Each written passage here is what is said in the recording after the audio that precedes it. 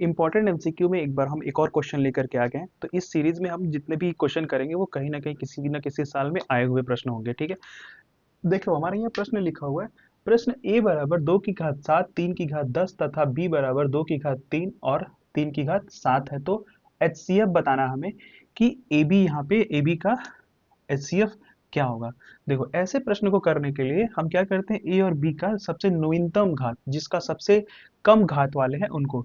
जैसे अगर देखोगे तो यहाँ पे 2 की घात और ए में 2 की घात 7 है और बी में 2 की घात 3 है।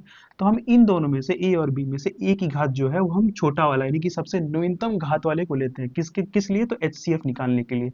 जब भी आपको पावर वाले ढेर सारे पावर दे दे और एचसीएफ निकालने के बोले, तो एचसीएफ में हम दो, मतलब इनका बेस जिनका सेम है, यानी कि 2 की पावर 3 लिखा है, 2 की पावर 7, इसमें से जो सबसे न्यूनतम घात वाला होगा हम उसको लेंगे। यानी कि यहाँ पे ए और बी में सबसे न्यूनतम घात किसका, 2 का पावर 3, ठीक है, यानी कि 2 का घात 3।